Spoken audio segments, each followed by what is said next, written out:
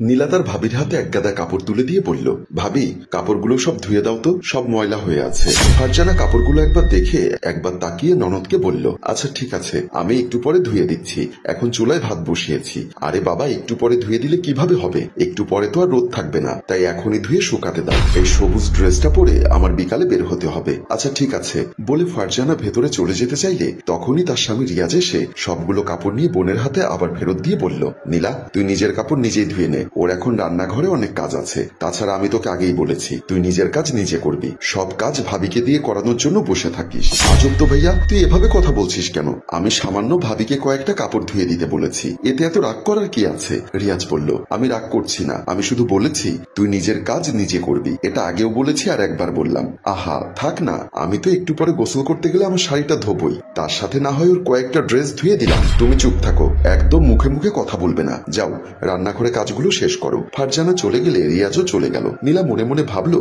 বউয়ের জন্য এত দরদ, তার অর্ধেকও বোনের জন্য নেই। দুপুরবেলা খাবার টেবিলে খাবার খেতে বসে নীলা বলল, ভাবি, তুমি পাঙ্গাস মাছ রান্না করেছো? আমি তো পাঙ্গাস মাছ একদম পছন্দ করি না, আমি না হয় কিছুক্ষণ বসে অপেক্ষা করি, তুমি আমার জন্য একটা ডিম ভাজি করে নিয়ে এসো। ফারজানা বলল, ও মা, তুমি পাঙ্গাস মাছ পছন্দ করো না বুঝি? কিছু মনে করবে না, সেটা তো আসলে আমি জানি না। আচ্ছা ঠিক আছে, তুমি বসো, আমি ডিম নিয়ে আসি। ফারজানা উঠতে চাইলে তার হাত ধরে স্বামী তাকে বলল, তোমাকে কোথাও যেতে হবে না, তুমি এখনই খেতে বসো। তখনই নীলা দাঁড়িয়ে বলল, ভাইয়া, তুই সবসময় আমার সাথে এমন করিস কেন? ভাবি আমার জন্য ডিম নিয়ে আসতে চাচ্ছে, তোর সমস্যা কি? এবার রিয়াজ দাঁড়িয়ে বলল, আমার সমস্যা হচ্ছে তুই নিজের কাজ নিজে করিস না, সব কাজ ভাবিকে দিয়ে করাতে হবে তোর। দুদিন পর বিয়ে হলে শ্বশুর বাড়িতে গেলে তখন কি আর এভাবে বসে খেতে পারবি? আর তার থেকেও বড় কথা, তুই নিজে রান্নাঘরে দুবার গেছিলি পানি খেতে, সেটা আমি দেখেছি। তখন তোকে বললি না পাঙ্গাস মাছ রান্না করলে তুই খাবি না? এখন খাবার টেবিল থেকে মেয়েটাকে তুলে ডিম ভাজি করতে পাঠাচ্ছিস, অথচ মেয়েটা সারাদিন কষ্ট করে সবার জন্য রান্না করে মাত্র খেতে বসেছে। বউয়ের একটু কষ্ট হবে বলে আমাকে এত রাগ দেখাচ্ছিস, তাই তো? ঠিক আছে, খাবো না আমি ভাত, বলেই নীলা চলে গেল। ফারজানা স্বামীর হাত ধরে বলল, এটা কি করলে? মেয়েটা তো আর খাবার খেলো না, আমি একটা ডিম ভাজি করে ওর জন্য খাবার নিয়ে যাই। রিয়াজ বলল, তোমার এই সরলতার সুযোগ নিয়ে বসে বসে খাচ্ছে মেয়েটা, দুদিন পর বিয়ে হয়ে শ্বশুর বাড়িতে যাবে, এখন থেকে ওকে শিক্ষা না দিলে কিভাবে শিখবে? ওর ক্ষুধা পেলে নিজে এসে খেয়ে নেবে, এখন তুমি আমার সাথে বসে খেয়ে নাও, বলে সে স্ত্রীকে খাবার খেতে বসিয়ে দিল। বিকালবেলা বিছানায় বসে মোবাইল দেখছিল রিয়াজ, এমন সময় স্ত্রী ফারজানা পাশে এসে বসে পড়ল, এই মেয়েটা এখন পর্যন্ত না খেয়ে বসে আছে, তুমি এক কাজ করো, ওকে একটু খাওয়ানোর চেষ্টা করো। আচ্ছা ফারজানা, তুমি কি আসলে ভুলে যাচ্ছ মাঝে মাঝে একটু কঠিন হতে হয়? এখন থেকে আমরা ওকে যদি না শেখাই তাহলে ও কিভাবে শিখবে? এখন যদি আমি ওর কাছে খাবার প্লেট নিয়ে যাই, ও কিছুতেই খাবে না। আমার বোনকে আমি চিনি, আগে ওকে খুশি করতে হবে। এক কাজ করি, চলো তুমি আর আমি মিলে মার্কেট থেকে ঘুরে আসি, আসার সময় ওর জন্য কিছু ভালো খাবার আর একটা ড্রেস নিয়ে আসি। ফারজানা বলল, আচ্ছা ঠিক আছে, আমি তাহলে রেডি হয়ে নিচ্ছি। কলিং বেলের শব্দে দরজা খুলে দিল নীলা। ঘরে প্রবেশ করে তার ভাই রিয়াজ বলল, দেখ, তোর জন্য একটা ড্রেস পছন্দ করে নিয়ে এসেছি, খুলে দেখ তোর পছন্দ হয় কিনা। নীলা ব্যাগ খুলে ড্রেসটা দেখে বলল, বা ভাইয়া, এত সুন্দর একটা ড্রেস নিয়ে এসেছিস আমার জন্য, আমার খুব পছন্দ হয়েছে ভাইয়া, দারুণ একটা ড্রেস। ভাবি বলল, তাহলে এই খাবারগুলো এখন খেয়ে নাও, তুমি দুপুর থেকে কিচ্ছু খাওনি। ফারজানা খাবারের প্যাকেটটা এগিয়ে দিতেই তার হাতে থাকা একটা শপিং ব্যাগ লক্ষ্য করলো নীলা। তুমিও কি শপিং করেছো নাকি? কই দেখি। ফারজানা বলল, আমি তো কিছু কিনতে চাইনি, তোমার জন্য কেনার সময় তোমার ভাই জোর করে এটা কিনে দিল।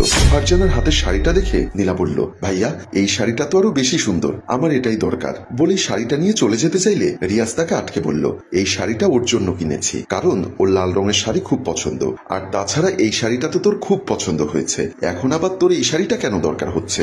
কারণ এই শাড়িটা থেকে এই শাড়িটা আরো বেশি পছন্দ হচ্ছে, তাই এটা চাচ্ছি ভাইয়া। ভাবি, তোমার কি কোনো অসুবিধা আছে? ফারজানা বলল, আমার কোনো অসুবিধা নেই, তুমি দুটো শাড়ি রেখে দিতে পারো, কিন্তু আমার সমস্যা আছে। নীলা যখন কষ্ট করে মার্কেট ঘুরে পছন্দ করে কোনো উপহার নিয়ে আসে, সেটা পছন্দ না হলেও সাদরে গ্রহণ করতে হয়, আর তোর এটা পছন্দ হয়েছে, তুই আমাকেই বলেছিস, তাই এখন তোর উচিত এটা নিয়ে থাকা। নীলা আর কিছু না বলে সেখান থেকে কিছুটা মন খারাপ করে চলে গেল। তারপর 1 বছর কেটে গেল। খাবার টেবিলে খেতে বসেছে নীলা আর তার স্বামী। নীলা একটি বাটি থেকে তরকারি নিতে চাইলে ফারজানা বলল, ওটা নিও না, তুমি বরং আর একটু মাংস নাও। কেন ভাবি, আমি কি মাছ খাবো না? ফারজানা বলল, আসলে ওটা পাঙ্গাস মাছ, তুমি তো পাঙ্গাস মাছ খেতে চাও না, তাই তোমার জন্য মাংস করেছি। নীলা হাসি মুখে বলল, ভাবি, আমি এখন আগের মতো অত বাজবিচার করে খাবার খাই না, শ্বশুর বাড়িতে 10 জনের জন্য রান্না করতে করতে হয়, সেখানে সবাই একসাথে খেতে বসে। তাই যখন যেদিন যে পদ রান্না হয় সেটা সবার সাথে মিলে ভাগ করে খাই। সেখানে আমার বদ অভ্যাস হয়ে গেছে। আমি একজন আলাদা যদি কোনো খাবার খাই তাহলে সেটা দেখতে খারাপ লাগে। এটা আমার ভাইয়া আমাকে শিখিয়েছিল। তখন হয়তো কথাটা খুব একটা বুঝতে পারিনি, তবে শ্বশুর বাড়িতে গিয়ে বুঝলাম আমার পরিবারের সবাই যে খাবারটা খাচ্ছে তাদের সাথে বসে একসাথে একই খাবার খাওয়া এক ধরনের ভদ্রতা। রিয়াজ কথাগুলো শুনে মনে মনে বেশ খুশি হলো আর ভাবলো আমার বোনটা সত্যি বড় হয়ে গেছে। সন্ধ্যাবেলায় চায়ের কাপ হাতে সোফায় বসে আড্ডা দিচ্ছিল রিয়াজ তার স্ত্রী আর বোনের সাথে। এমন সময় তার বোনের হাজবেন্ড হাসে মিশে বলল, আমাকে ছাড়া কি নিয়ে আড্ডা হচ্ছে?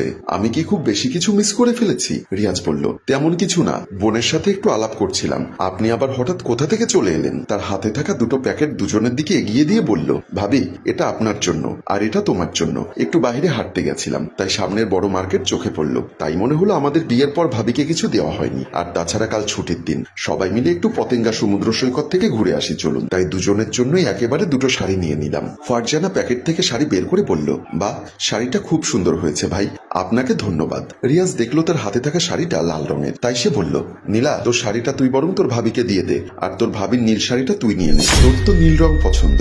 উত্তরে হেসে নীলা বলল, না ভাইয়া, আমার স্বামী যখন মার্কেটে ঘুরে আমার জন্য পছন্দ করে এই শাড়িটা নিয়ে এসেছে, তাই তার পছন্দকে আমি অপমান কেন করব? আর কেউ কিছু দিলে সেটা সাদরে গ্রহণ করতে হয়, সেটা তুমিই তো শিখিয়েছ।